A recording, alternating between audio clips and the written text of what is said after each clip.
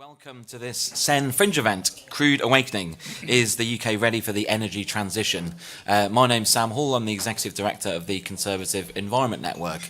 Please do continue to queue up for your lunch, by the way. I'm sorry that there's such congestion around the lunch table. We'll have to make a start because we've only got an hour for the discussion. But yeah, please do grab your food and find a seat as soon as you're ready. So briefly to set the scene for this discussion, so our energy transition in the UK is firmly underway. Just this week we're switching off our last coal-fired power station, with coal having generated around 40% of our electricity earlier in the last decade. We're also seeing falling oil and gas production in the North Sea.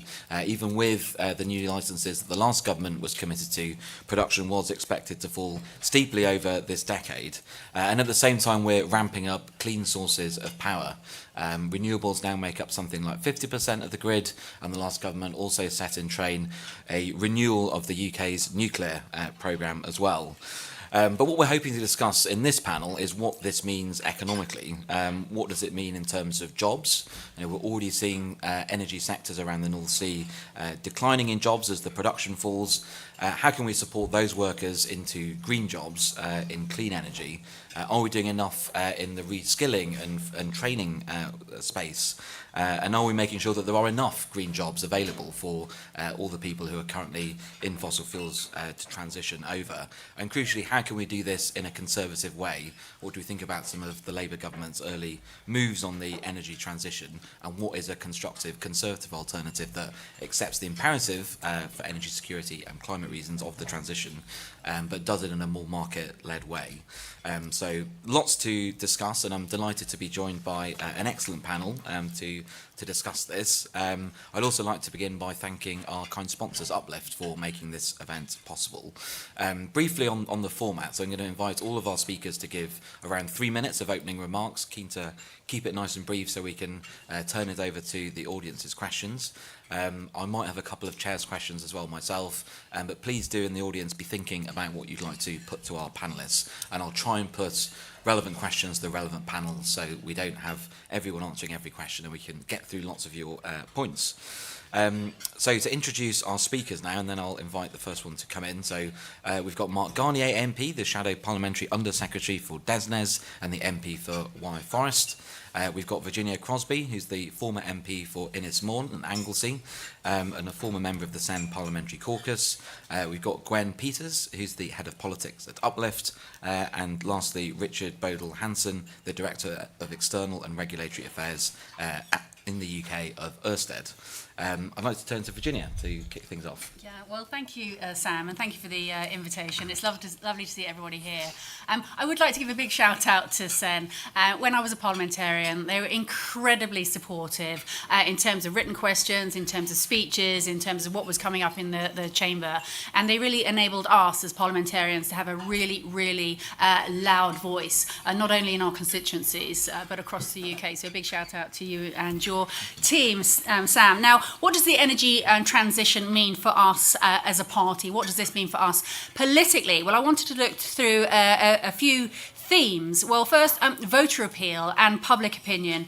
This is a key issue with our voters, whether they are young, medium, elderly, and everyone in between, but particularly for our young voters. And it's important that we have that commitment and that offering so that people are not actually looking at the Lib Dems or at the Green Party. And then I think it's for us, it ties us in with our commitment as a party to deliver net zero by 2050. We were one of the first countries in the developed nations to actually commit to a target of 2050. And it's important that we balance the traditional base of our traditional voters with our new voters.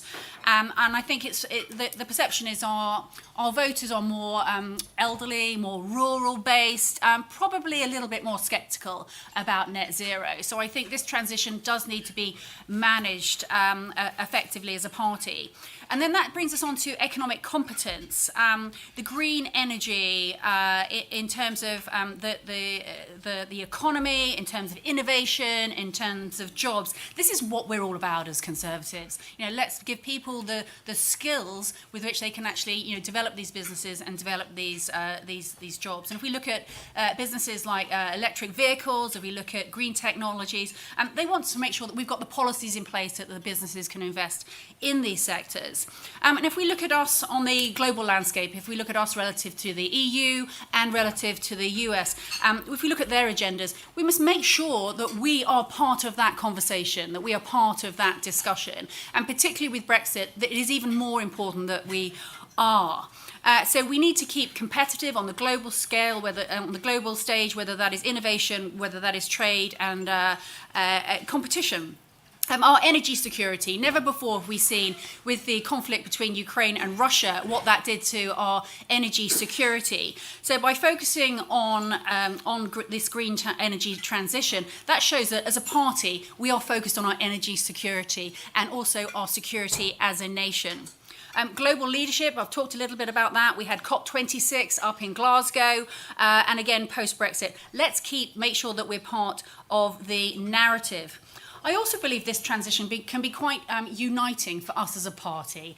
We are a broad church. Some people say we're not really sure which church, but I think this keeps us as a party working together. There's something in it for absolutely everybody. And then in terms of our forward planning, if we look at climate change, at floods and things that are happening, as Conservatives, the clue is in the name, conservation. Let's make sure we're prepared for everything. So I'd like to end by saying I think the summary in terms of the Conservative Party, this policy shows us that we're forward thinking, that we're economically responsible, we're globally relevant, and we are most importantly showing leadership in a key sector. Thank you. Thanks so much, Virginia. I know your former constituents as well has lots of the evidence of the economic benefits of this transition as well, lots of new energy sources that are being developed there. Perhaps next I come to Richard. Your company, I know, has embodied the transition in terms of transitioning from fossil fuels to clean power, so it'd be great to hear a bit more about that. Good afternoon, everybody. Pleasure to be here, and thanks, Sam, for the invitation. My name is Richard Hansen. I'm Director of Regulatory and External Affairs at a company called Ørsted. I've been invited along today to really give sort of some information, sort of some background, and as an example of how this transition, can take place. About 20 years ago, we were one of the most coal-intensive energy companies in Europe. 20 years later, we're the world's most sustainable energy developer. So what I'd like to do just in the next few minutes is sort of just give you some key milestones as to when that happened and how it happened, some of the challenges that we saw, as well as some of the enablers that helped us on that journey. And I think one of the things that you'll probably recognise is, some of those things are actually still very relevant for the energy transition that we're currently going through. So I'll take you all back now to 2006, which is when a number of Danish energy companies merged. It just so happened that one of those companies owned an offshore wind farm. It was the first in the world, called Vindby, and that was commissioned in the early 1990s. Relatively shortly after that merger, a strategic decision was taken to sort of pursue renewables. So around that time, I think about 85% of the heat and power that we were producing came from fossil fuels, only 15% from renewables. The idea was to flip that. Over the next few decades was the plan. As it turned out, we managed to achieve that, so 85% of our power coming from renewables in around a decade. So that happened much quicker than we were expecting. And it culminated in 2017 when we divested our oil and gas production business. In terms of going on that journey, what was really important was basically, it was entwined with the success of offshore wind, and that in itself was dependent upon technology becoming scalable and a reduction in costs when it came to both developing and constructing those very, very large projects. So the challenges, and there were many, that I'll just pick out three now. One of the key things for sort of any infrastructure project, they are very capital intensive, is raising that private capital. And that's not just from a developer such as Ørsted's perspective, but also from institutional investors who ultimately will sort of buy into our projects. One of the other challenges is needing sort of that to hold your nerve, to have that vision, and sort of linked to that is having a pipeline of projects. to develop an industry and a technology along with that obviously requires a very strong pipeline over a number. You can't do it just over one or two projects. So you need a number of projects, and very much linked to that is obviously you need to, obviously there's lots of different partners involved, but obviously the supply chain is so important, not only in terms of delivering those components as and when we need them, but obviously innovating and making those projects more scalable, more affordable, and lower cost to the consumers. Just to pick out a few of the enablers that were really important around that. So investor confidence is absolutely key, as I mentioned already. Private capital is needed in order to bring these projects forward.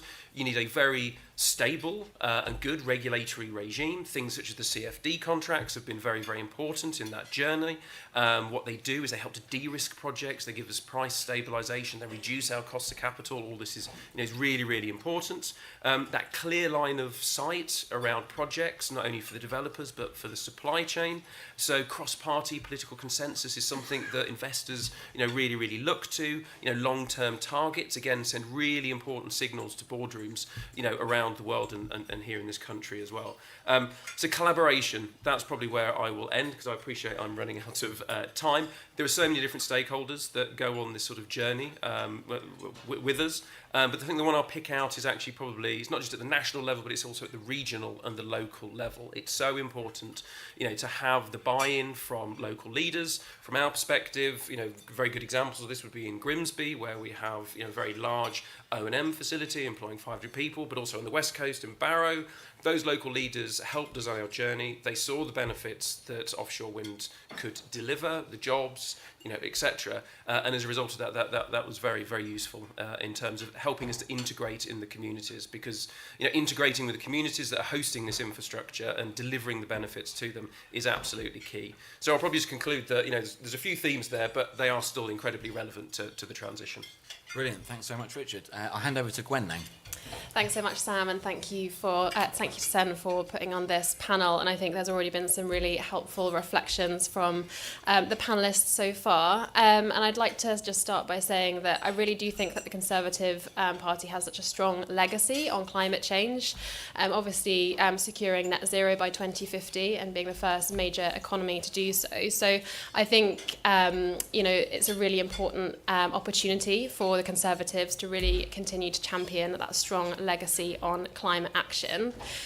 I'm going to talk a little bit about the oil and gas transition, just because there's been a lot made of the new government's position on ending new oil and gas licensing rounds, and I think that that's probably a helpful framing for this conversation as well. But I think I'd just say that I feel we've become perhaps a little bit distracted by oil and gas licenses themselves, because we know really that they're not going to be that significant when it comes to energy security, nor securing jobs into the future. So after 50 or so years of extraction from our North Sea, what we're seeing is a declining, ageing basin. And we know that increasing domestic oil and gas production really won't help to secure energy supplies, nor secure cheaper bills for consumers as well. So we know really that the best way to secure those energy supplies and help to bring down bills in the long term is really to secure our energy system by insulating homes, pushing out that homegrown renewable energy infrastructure, and really managing the decline of the oil and gas that is inevitable anyway. And we also know, because of the energy security and price crisis that Sam talked about in the introduction, that the public are really on board with this transition as well. So we know that there's strong public support for transitioning to renewables, and also investing in insulating homes, which can also make them feel warmer and help to reduce bills in the long term. I think also one of the other indicators of the declining nature of the North Sea is in the workforce. So because of the declining nature of the North Sea, we have seen jobs decline as well. And so, for instance, since 2010, we've actually seen a halving of the jobs that are supported by the North Sea. And that's obviously despite issuing licensing rounds. That's despite a policy for maximising economic recovery of oil and gas and also tax incentives in order to develop oil and gas infrastructure. So I do think that's a reality that we need to get on board with. But that does mean that there's a lot of opportunity to get on the front foot with securing a fair transition for the workforce and the communities that rely on that as well. So 3 areas that I think the Conservatives could really push the government when it comes to supporting that sort of transition that is fair to communities, and also helping to boost regional and national economy as well, are around offshore wind. Obviously, we've got a fantastic panellist who can speak to that later as well, I think, on wind manufacturing in particular. So the manufacturing side of offshore wind is really where the most jobs are. So I think that's a really important opportunity. Secondly is around upgrading UK ports. So we know that ports can be upgraded in order to support that renewable infrastructure coming in and out and really create those sort of clean energy hubs. And thirdly is around sort of supporting retraining of the workforce. So at the moment, the onus is put on the individuals that are working in oil and gas to retrain themselves essentially and pay for those training costs themselves. So more support could be done. So for instance, through introducing an offshore skills training passport, which could support the workforce to transition further. So obviously there is a leadership contest going on, and I think there are really significant opportunities for whoever he or she may be who leads the Conservatives into the future. I think really that significant potential of clean homegrown renewables, and also pushing on the government for a really comprehensive transition plan and really ensuring that there are strong economic benefits of the transition away from oil and gas into the future. Thank you. Great, thanks Gwen, and now Mark. Well, thank you very much. It's always great fun being last on because there's an awful lot of useful things that have been said which I can nick, but also stuff I can disagree with, which is fantastic. Look, I think I'd start off by really sort of following on from what Virginia was saying about the Conservatives' track record so far, and we've gone from 7% renewables in 2010 to nearly 50% now. So there's no question that our credentials are absolutely right. And you can go back, actually, over our credentials quite a long time. One of my predecessors in Wild Forest was Gerald Nabarro, who brought in the Clean Air Act. You know, Margaret Thatcher brought in unleaded fuel. So we have got a very good track record on this whole environmental issue, and I think we should be proud of that. And it is, as Virginia said, it's in the name, Conservative. So it's really, really sort of good news. I think there are a few key points that I would like to kind of really sort of focus on there. The first is, right now the new government is absolutely fixated through GB Energy and through policy on wind and solar, and you know, there's no question that it has done very well. And right now, having looked at my Grid Carbon app, I can tell you now that of the 34.1 gigawatts of power we are using in the UK right now, 35% is coming from wind and 7% is coming from solar, which for a gloomy day like today is actually no bad thing. But the problem is that is neither dispatchable nor baseload power. And at the end of the day, we still have to know where our baseload power is coming from. And nuclear, by the way, is not dispatchable. It can be baseload, but you can't switch nuclear on and off. And nuclear is currently 13% of what we're producing. Gas is still incredibly important, and gas is right now 20% of the electricity that we're using is generated by gas, because you can switch it up and you can switch it down. And it is complicated running a grid, and you have to have that dispatchability. So focusing on non-dispatchable, non-baseload energy production is potentially, if we become obsessed by it, is going to lead us into trouble in the future. So we have to think much more carefully about the alternatives. The second point is, as we move towards net zero and go down whichever avenue we want to go down, is the supply chain. So as we've already said, we've got 200,000 jobs that become available in the oil and gas sector. Of course, you know, Gwen, you're absolutely right. We need to corporately retrain them all and get them into the sector. But the reality of it is there is an enormous demand on resources, both in terms of parts of wind turbines. And from what I understand, there is not a single wind turbine blade that has ever been made in the UK of any size. Our supply chain in that mainly comes from China, so it's quite a politically difficult one. If you look at the demand for copper, for example, the demand for copper over the next 20 years is expected to be the same as the demand for copper has been in total since Neolithic man first started mixing it with tin to make bronze 5,000 years ago. Over the next 20 years, that's how much copper we're going to be using. And then you start adding all the other stuff, the rare earth elements that we need for electrolysis and all the rest of it. You can see that it starts to become quite complicated. So it would be good to get 200,000 people out of oil and gas into the green energy sector, but actually the green energy sector is quite challenged anyway. The third thing is new technologies. So there's a bit of interest in new technologies, but not enough. There are, at the moment, as I say, we're focusing on oil and gas, on wind and solar. But there are other new technologies. We've been talking about nuclear fusion for a long time, small modular reactors, space-based solar power. These are technologies which are coming through, plus actually slightly more mundane ones like tidal stream technologies, like extracting heat from deep well sources. We're not doing enough in those areas in order to kind of make the opportunities really stand out.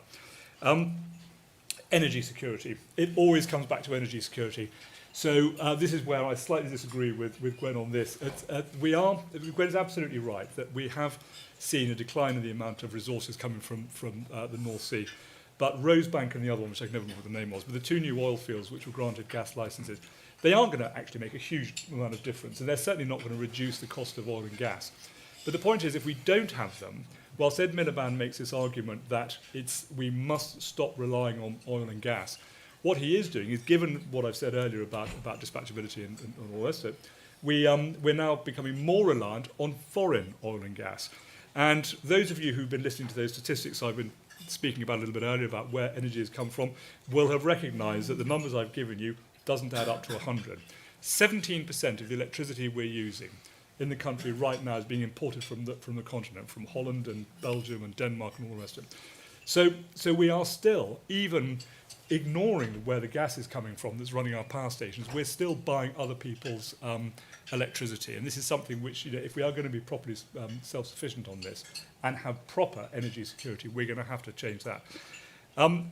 One thing, though, I would say on Ørsted, one of the most, I think, stimulating trips I've been on when I was on the Energy Security Net Zero Select Committee in the last Parliament was to Denmark to go and meet your friends at State of Green.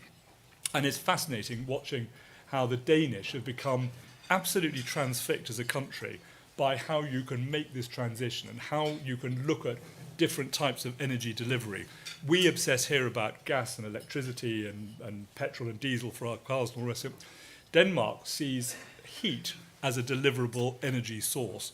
And when you start thinking more imaginatively about how you deliver energy to people's homes, actually you can start to sort out quite a number of different problems.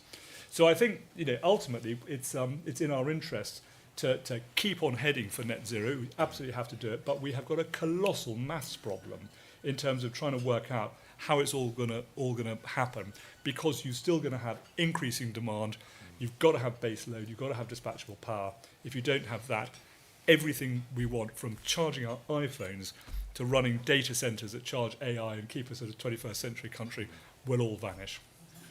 Great, thanks so much, Mark. And yeah, definitely agree about the energy security imperative in all of this. I'm going to come to some questions from the audience, but I'm going to ask a couple of my own first. I just wanted to pick up on this point which Mark touched on in his remarks, actually, which was this sort of concern that the renewable supply chain, the clean energy supply chain more broadly, too little of it is being based in the UK, and we've not done a good enough job as a country through all of our incentives, like the contracts for difference that Richard was talking about, to roll out offshore wind, in linking that to domestic jobs and having that domestic supply chain.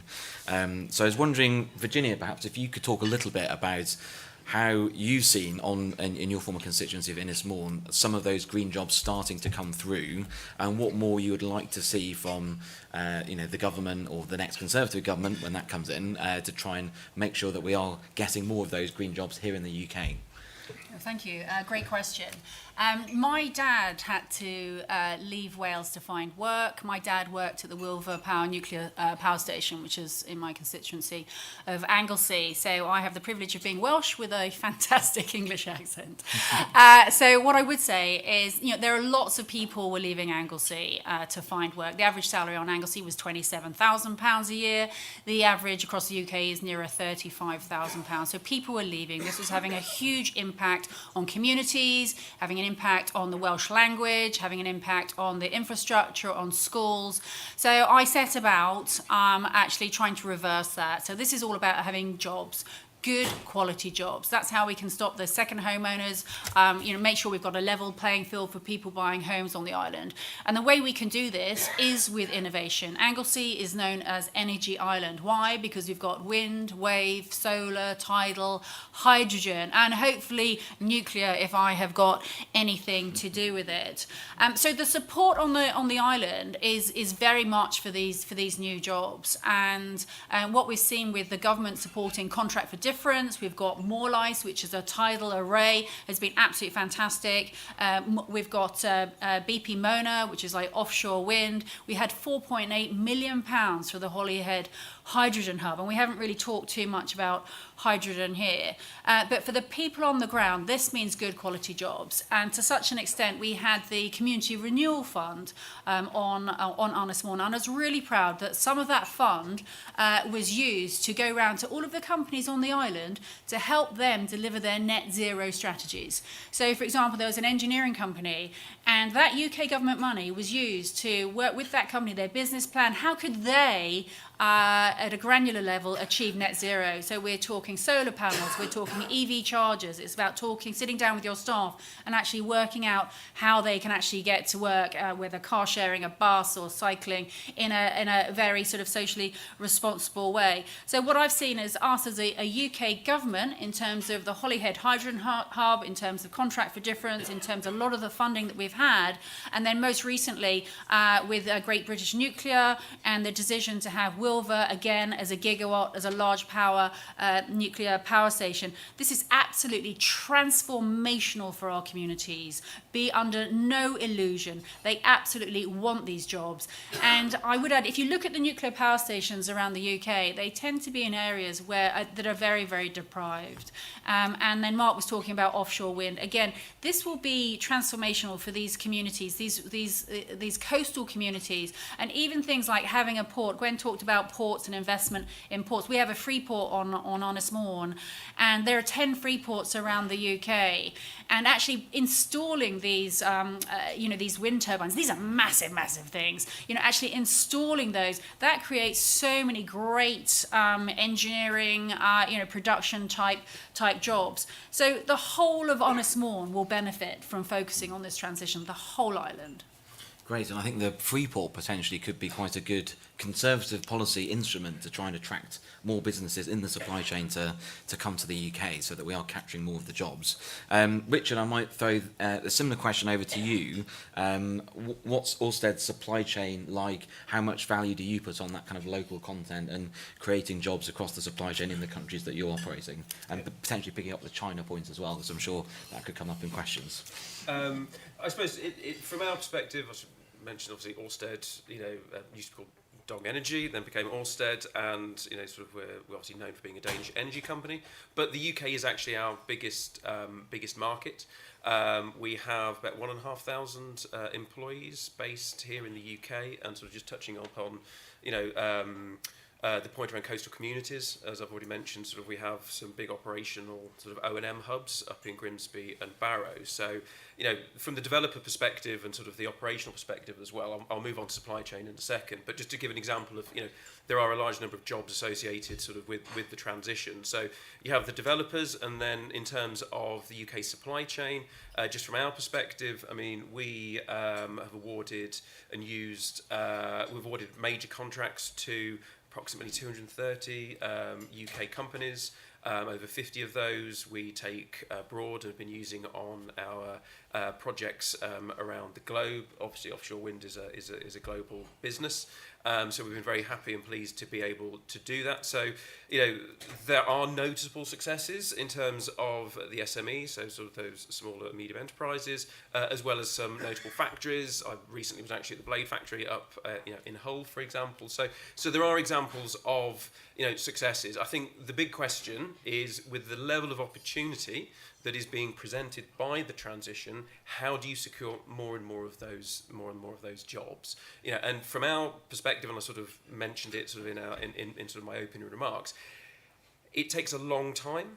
and you really need that attractive sort of investment environment in order to be able to get those factories across here. Again, it's a global industry, so the questions I think that everybody should be asking themselves is what is needed in order to secure that investment? You know, the pipeline, the visibility, the order books, you know, the skills, the appropriate skills in the locality, etc. So these are all really, really key things. I mean, from Ørsted's perspective, we spent a huge amount of time, you know, trying to bring the benefits, you know, to the UK from our UK projects. That's really, really important to us. And as I say, there were some really notable examples. But I think that's sort of the challenge that, you know, we industry as well as, you know, all the relevant stakeholders really need to be looking at is how can we secure more? Because there is the opportunity to do so. Great, thanks so much, Richard. Maybe, Gwen, I might come to you to pick up on the energy security point. How do we make sure, as we are undergoing this energy transition, that we don't make ourselves more reliant on imports, that we are also filling the gaps for when the wind doesn't blow and the sun doesn't shine? Yeah, absolutely. Thanks, Sam. And thanks, Mark, for the prompt as well to talk a bit more about energy security. So obviously that is something that is essential, really.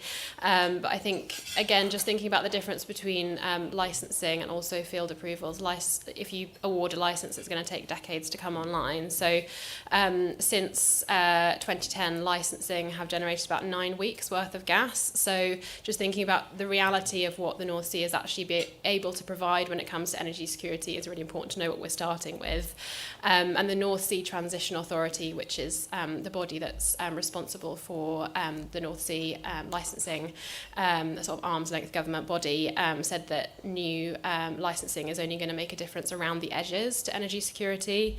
And also the former executive director of BP has said that expanding drilling is not going to make any difference to energy security in Britain. So I think also an important reminder of what oil and gas extraction, expanding that can do and can't do.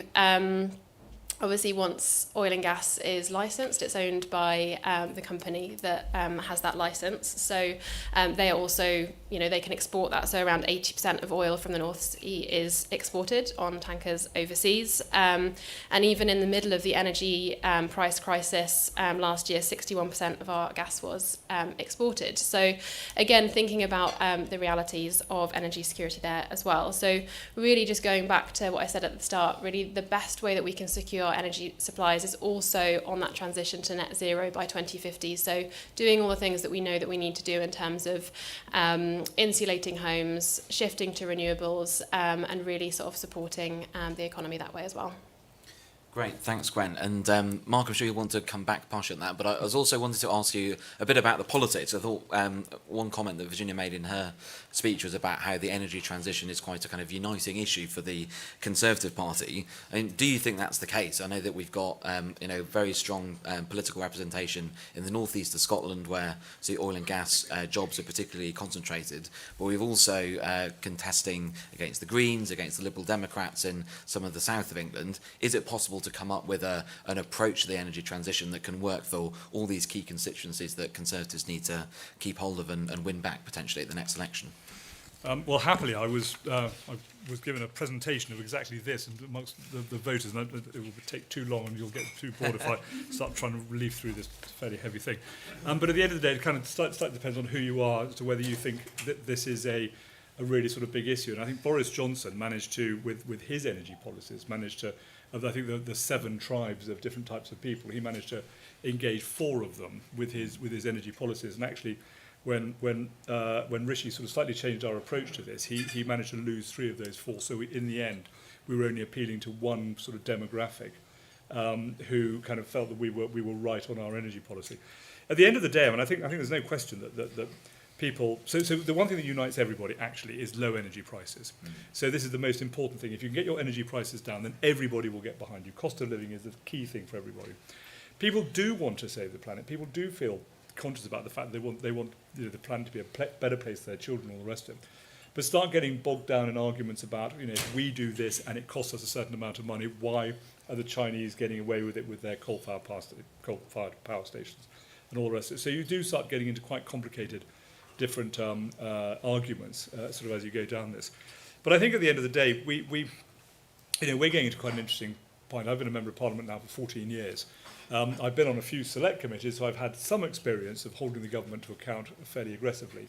But actually now I find myself, doing it from the dispatch box, yelling at Ed Miliband, which I'm not entirely certain is necessarily the best way of doing this. But it's but at the end of the day, we do have to kind of address,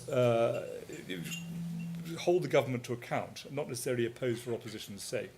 But we don't have to have a policy now for 4 years or so at the very earliest. We've got our 4 leadership candidates and now banging on about all sorts of different things. And by the way, they're all very good. I mean, moment suggests that not any one of them would be a fantastic Prime Minister. But the important point is what they don't have to do is to come up with policies just yet. We can see and look what's doing well. So I think we need to oppose effectively. We can bring people behind us by holding Ed Miliband to account with certain things which just don't kind of make sense. Look, we are going to keep bouncing backwards and forwards on these oil and gas licenses. You are absolutely right. The marginal difference to the UK supply actually is about 1 or 2% in terms of gas. But the point which actually hasn't come up much is that obviously we charge a windfall tax, and even under us, we were charging an effective tax rate, I think, of 73%. It's now gone up to 78% on oil and gas companies. But it's on their UK generated oil and gas, not their global oil and gas. If we don't give them licenses, we're reducing the opportunity that we can charge windfall tax.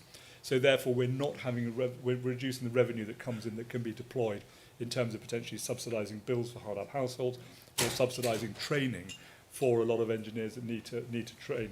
And just on that final point, there are 200,000 people in the sector who are, and again we have lost a lot, and there are 200,000 people who are going to potentially lose their jobs. There are a whole raft of different jobs, and one thing which we haven't spoken about at this event, although this is my third on this subject today, but there is a whole load of plans to make homes more energy efficient, to put in heat pumps, boiler upgrades, all of that kind of stuff. There aren't enough people just to do that. So there are plenty of opportunities at the most basic kind of domestic fitter level. And then you can add on to that the ports, modernisations, the building the floating offshore wind farms, fixed offshore wind farms, all the rest of it. So there are plenty of opportunities. But there is a retraining requirement to do all this. So I'm not overly worried. Having said that, if you're based in Aberdeen and your life gets taken away from you, the idea of coming down to Kidderminster in my patch, which obviously attracts everybody to Kidderminster, but you may not want to do that to go and fit someone's gas boiler, as I said, in part of my best town. Great, thanks very much, Mark. And yes, I did wonder whether the windfall tax was a bit of a missed opportunity, that if we had some investment allowances in that for clean energy, we could have helped some of those companies. I think they're just investment allowances for oil and gas extraction, though, not for transition type activities, which I think that was a shame. Anyway, questions. Let's take, who's got the microphone? Have you got it, Emma? The gentleman there in front of you there. Thank you. Stephen Andrews, South Cotswolds Executive and former District Councillor. A lot of what I've heard is about things seem to be going well. We ought to be doing, we're doing stuff. Actually, of course, we're, as has been pointed out by one of the panellists, we're in opposition now. If I'm on the doorstep talking to someone, I need to have some cogent arguments about why things are not being done correctly, whether it's the electricity grid still facing north-south rather than east-west, or whether it's to do with the way in which retraining is not happening in the gas industry to get people over to the green industry. So Sen, I would suggest, needs to sort of just think through the messages that it's helping to deliver to the activists on the doorstep, so that we can actually get that sort of message over. It's changed now. Thank you. Yeah, no, absolutely. I suppose because we're just a few months since having a Conservative government, there's still a lot of positivity about that record that we're trying to communicate on these panels, but that's an incredibly fair challenge, and we will definitely address that in terms of where we think Labour's been going wrong on this and what we would say do differently. Great, so a couple more questions. I'll try and take them in batches. Maybe the gentleman there, Emma, to your left. Nick Barton, South Tees Conservative Association. I was very pleased to hear Virginia actually mention hydrogen. It just about snuck in the panel's comments, and I think that highlights to me a point that Mark was making as well. Do the panel feel that perhaps we have become obsessed with wind energy at the expense of other forms of energy, and we have gone down a single track rather than diversifying into other forms, particularly hydrogen and small-scale nuclear and potentially small-scale hydro schemes? Great, thank you very much. Let's take one more. Maybe the row in front, Emma, the gentleman there with the hand up. Thank you. Michael Cooper, District Councillor in Tandridge in Surrey. I looked at the brochure here. It talks about, yes, we're creating thousands of jobs. And yes, we are. In China, they're building coal-fired power stations and they're producing all the stuff, electric cars, solar panels, that we need. And certainly we've already heard that we don't produce any of the wind turbine blades that we are happily putting out there. I wonder how many, I guess we need about 300 million solar panels over the coming years. How many million solar panels did we produce this year? I have a feeling none. And I think these are massively missed opportunities for this country. If we want to lead in this green area, we need to actually be prepared to produce stuff. And that, as I think, as you said, Chairman, we need to have the electric supply sufficiently cheap enough that it makes it worthwhile. Thank you. Thank you. Yeah, very important challenge that. So maybe that first question, I might come to Mark to, say what are your kind of main critiques of Labour in this area, and what would, crucially, I think, what would Conservatives do differently? What's our contrasting offer? Well, it's very early days yet. It would be very easy for me to say everything they say and everything they do is wrong, but it would be negative. You can oppose for opposition's sake. It is incredibly, actually, somebody mentioned that we're all being very optimistic and upbeat at the moment. Actually, there's a reason for that. It's because Labour are trying to hang around our neck every single thing that's possibly gone wrong on us. And when things do go right, so for example, there was a Contrast for Difference auction where Ed Miliband stood up and said, this is absolutely fantastic. We have overseen the first CFD auction, and look, we've managed to get a massive income, we've sold the whole thing. The terms were set in November, and I was a minister who had to respond to this, and he completely failed to point out that he had precisely nothing whatsoever to do with it. I think it was one thing he changed. And the success of it was entirely down to Claire Katina, who set the terms for the auction before Christmas. So we have to keep banging on about the fact that we have got a good track record, that we aren't evil. But look, we are trying to oppose, but it is complicated. It comes back to this point of going out on the doorstep and talking to people about this, and having a sort of set of good reasons why they're doing wrong. Look, actually, it's relatively straightforward. If you take yourself up to East Anglia and go and have a chat to all those people who are about to see the grid now built through their back garden, go along and have a chat with people in Lincolnshire and Cambridgeshire who are about to see thousands of hectares of solar farms built on prime farmland, really good quality farmland. I was in Wales yesterday, driving past a whole load of complaints about solar farms that are coming on. So there's an awful lot of issues. So just very quickly, so Nick, I think you were the last one asking about the same question. I think it was on hydrogen. So on hydrogen, look, hydrogen is difficult, and there's a lot of energy lost every time you convert it from one form of energy to another. So if you take offshore wind, do the electrolysis, convert it into hydrogen, ship it, convert it back into electricity, you may as well just run the electricity in the first place. And look, on the China issue, on the manufacturing, that's unbelievably important. But part of the problem with that is we've got to have the resources, and it's quite difficult. And it comes back to the supply chains of things like carbon for the carbon fibre blades. You've got all the rare earth elements that go into all sorts of things like electrolysis and all the rest of them. So it's absolutely right. There is a supply chain issue because we are buying this stuff from China. And at the end of the day, geopolitics can get quite unpleasant on occasions, and we have to be careful about it. And it would be good if we were manufacturing it. but it comes down to one of those sort of economic, it goes back to actually Adam Smith's 1776 Wealth of Nations, is are you deploying your labour force in the most effective way you possibly can to get the best amount of productivity. But we do need to look at new technologies, small modular reactors, space-based solar power, nuclear fusion. All of these things are incredibly important. We need to do more at it because we are a really clever country. You know, we invented the steam train, we invented the jet engine, we invented penicillin, we invented Viagra. A whole load of really useful stuff. It was a Jeremy Paxman speech. I got the whole thing, but in fact, as he went on, if it's from nuclear fission to erectile dysfunction, it's been made in England by a bloke in a shed. But we need to celebrate that, and we do need to make the most of all our opportunities because there is new technology coming through, and we are really good at this stuff. Great, that's the first mention of Viagra on a SEN panel, so thank you, Mark, for doing that.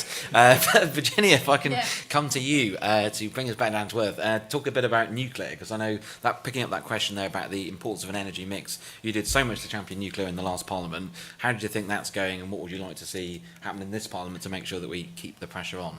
Well, Nick, thanks for that question. I have been quite evangelical about nuclear in Westminster, as Mark will attest to.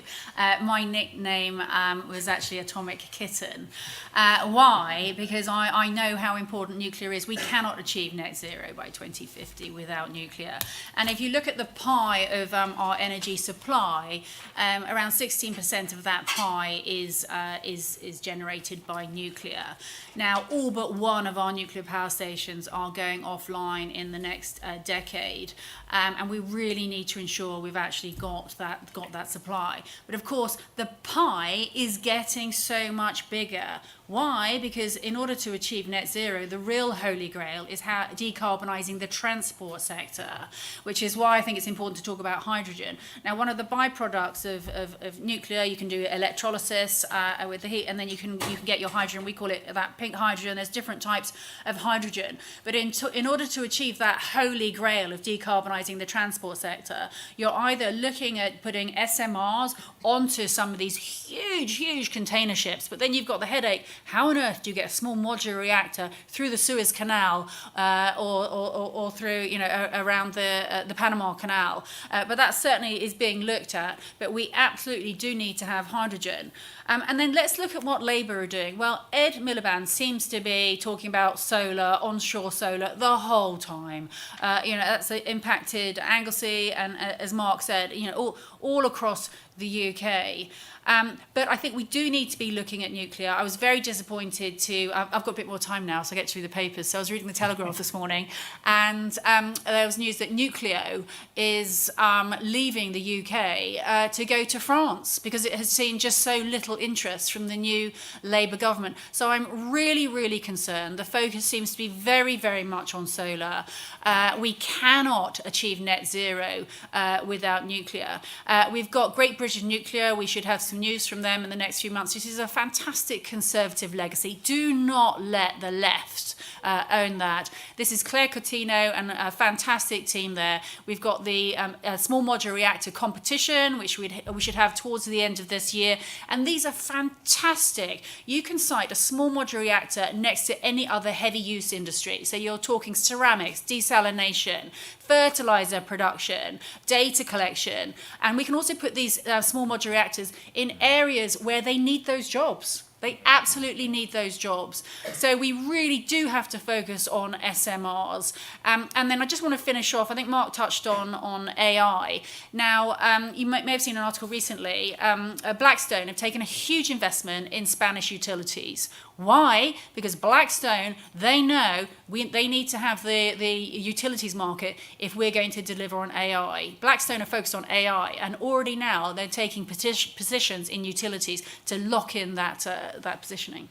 Great, thanks very much, Virginia. I'd now like to turn to Gwen. I thought you might pick up the China point. How do we make sure that as we're doing this transition, we make sure the jobs are created here, not in China? You mentioned a few kind of policy areas. Do you want to be a bit more specific about what you think Conservatives should be pushing in that space to make sure that there is that industrial upside?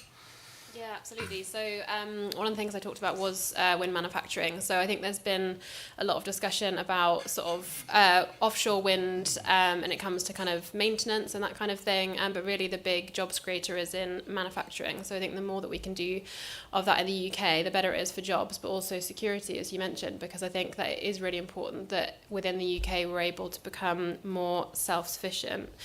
And within the kind of UK ports side of things, again, it's making sure that they've got the kind of correct infrastructure for the renewables that are needed, and then also support the development of a training scheme for the workforce.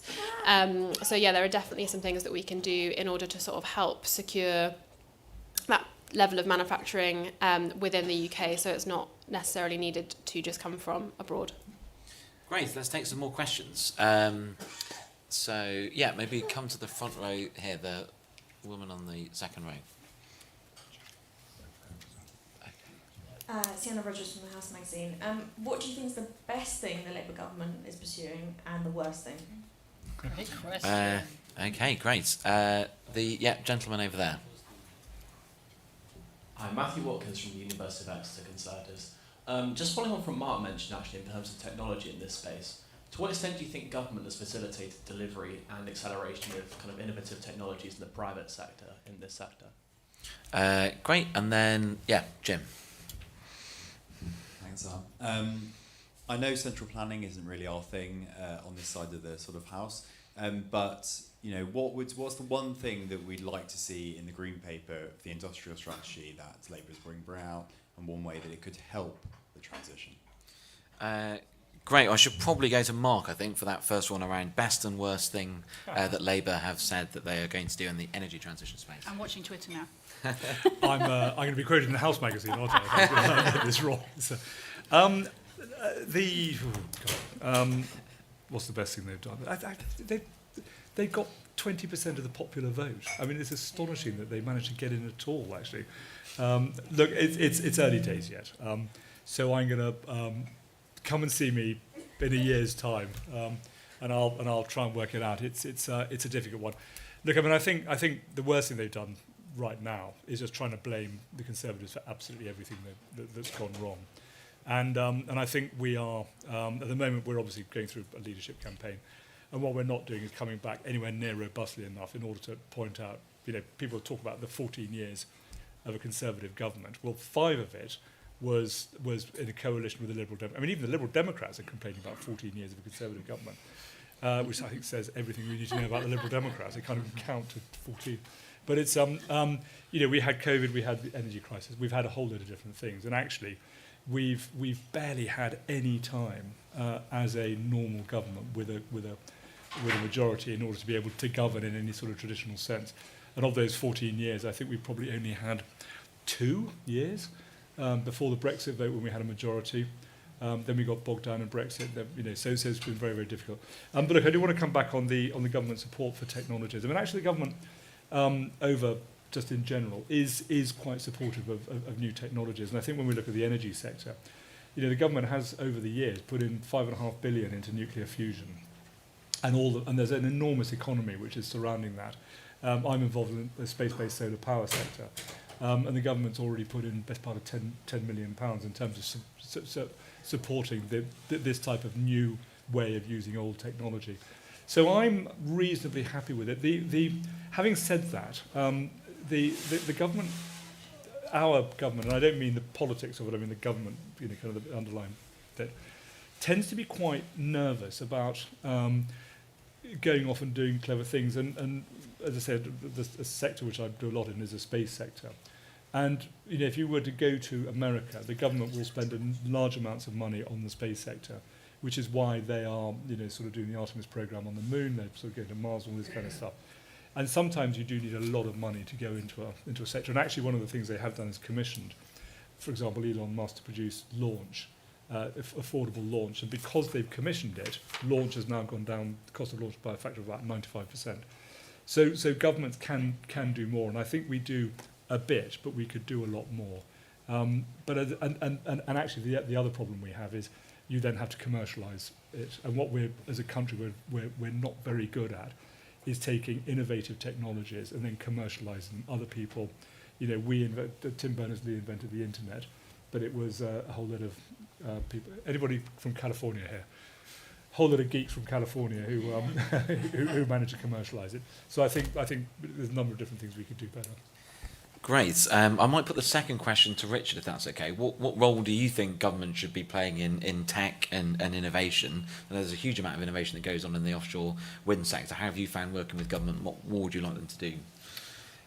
I think that the key element in terms of sort of any government and how they work in innovation is really just collaborating as closely as possible with industry, listening to what they need, skills being a really good example. I think where any government is looking to support the development of technology, I mean, sort of using offshore wind, as an example, I mean, our ability to sort of work with the supply chain and work with everybody was in effect giving us that comfort that over a long period of time that journey was going to happen. So you need that sort of longer term visibility.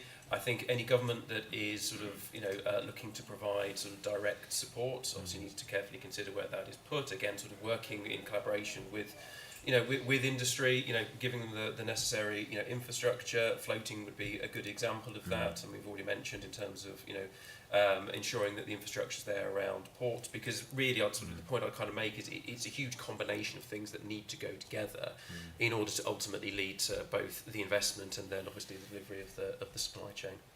And the last government did set up a catapult, didn't they, to specifically focus on offshore renewable energy, which I think has helped to foster some of this innovation.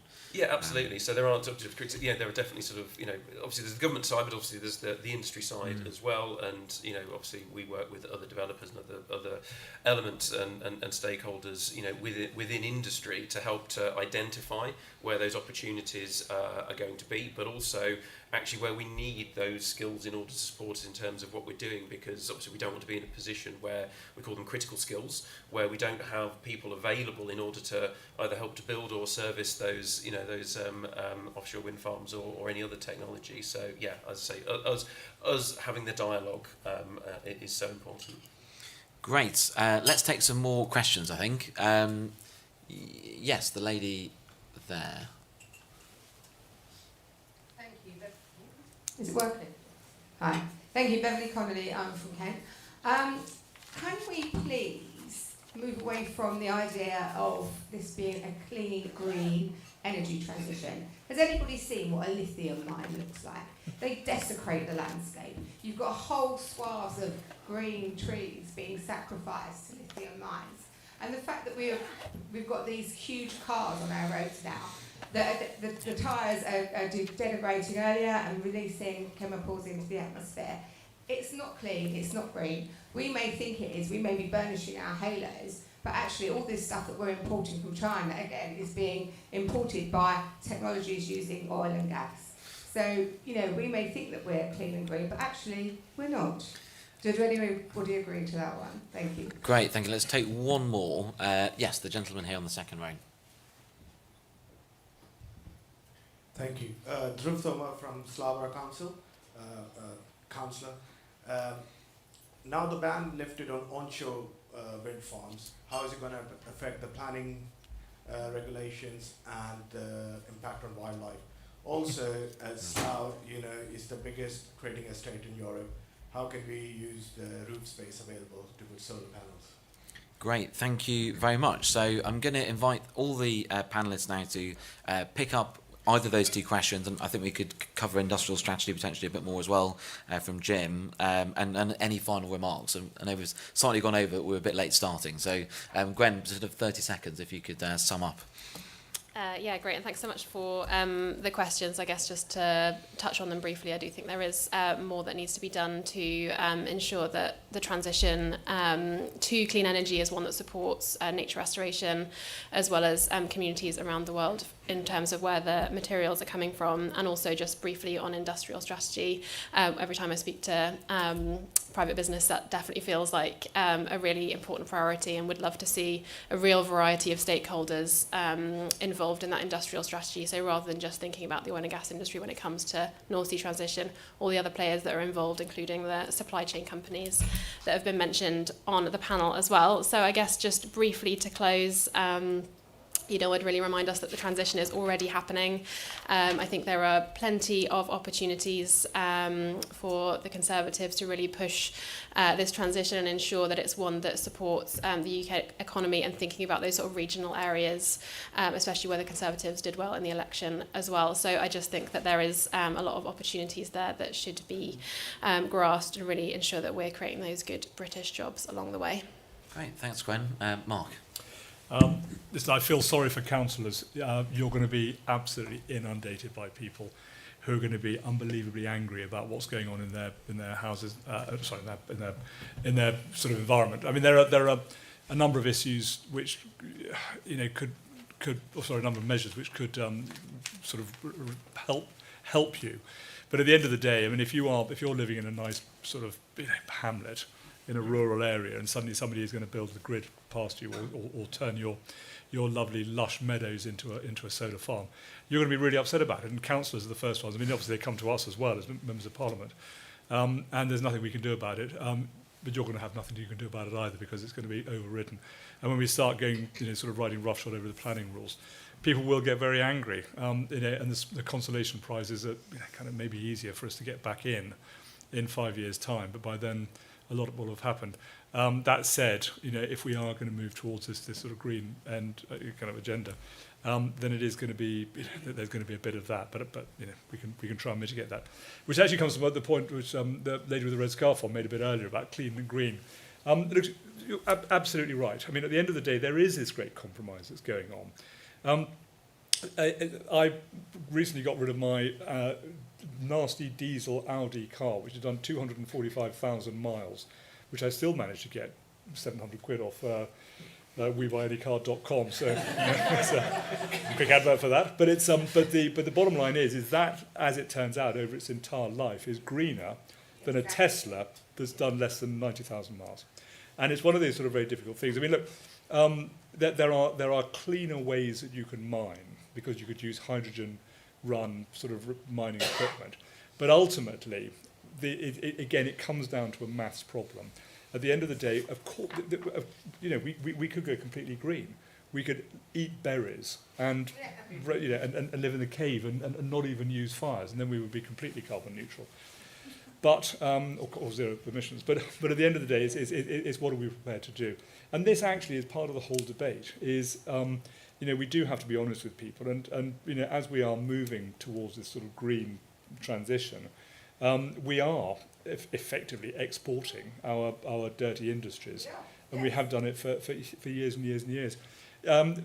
Interestingly, on the lithium mining which you raised, I need to go and have a proper look at it, but Cornish Lithium is basically sending down water into the lithium mine. It's basically pumping up hot water which happens to come up with lithium, and it then takes the lithium out of it. So in fact, it's a bonus over and above the geothermal heat that it's sucking up. But if we don't move in that direction, then we carry on doing what we're doing now, it's not going to get any better. And ultimately, we even at the most prosaic level, we are going to run out of oil and gas. We're running out of oil and gas in the North Sea over time. It just will run out. And if we're not prepared for the change, then it'll be, in 20, 50, 100 years' time. But it will definitely disappear. And I can remember when I was an investment banker, somebody sent around on fax, because we hadn't got the internet back in the olden days, but it was a chart which basically showed it was economic growth against time. And it was a line like that. And it was before oil and gas, after oil and gas, oil and gas. And the point is, if we don't have something to replace oil and gas, we will go back to the dark ages. And that's the point. And so we need to be thinking about how we're going to generate energy, because we demand energy for everything we do, literally everything we do. Just looking for where the nearest pub is, you use energy on your iPhone before you've even got in your car to drive to it. So without energy, we are, as I say, we're banging rocks together and whatever. Sorry, so talking about a great sort of apocalypse, but it's but we need it, and that's why it's really important. But if we focus on the clean part of it, then we're doing it a better way, and it's better than it was otherwise. Great, thanks very much, Mark. I'm very conscious of time and holding people beyond the half an hour, so very, very briefly, Virginia, if you could wrap up. Yeah, absolutely. We need to embrace the energy transition. We need to embrace it to keep us relevant with voters, to get re-elected. We need to embrace it for our energy security, and if we're going to achieve net zero, and also on the global stage to make sure we have that voice. Thanks, Virginia. And Richard, final word to you. No, completely echo that. The transition is happening. It's happening on a global scale. I think from our perspective, it's just really important to embrace it, to bring as many benefits as possible, to the UK. From my perspective and sort of developer perspective and perspective, it's just really important to hear that sort of cross-party political consensus. That's what kind of gives us investor confidence and helps us secure the investment that is needed. I'll just touch on the point around sort of technology mixes. It is really important. Yes, offshore wind will form the backbone of sort of the energy system because of its scale and how quickly it's developed. But we do need those other technologies. Hydrogen being a good example of that. And then solar and onshore will obviously form part of the mix as well. But as somebody from a very responsible developer, I think it is just really important to make sure that we continue to work with the communities, we continue to consult with the communities, and make sure that the communities are both understanding what's happening as well as actually benefiting from this transition, which we all know is going to happen. So I'll finish there. Thank you very much. Huge thank you, Richard. So please join me in thanking our excellent panel, and also thank Uplift for making this event possible. And join us later in about 20 minutes' time in this room for our next event. Is the cost of cleaning up the air a price worth paying? So it's at 3 o'clock. So please stick around for that. Thank you. Thank you. Well done, Sam. Thank you. Very good.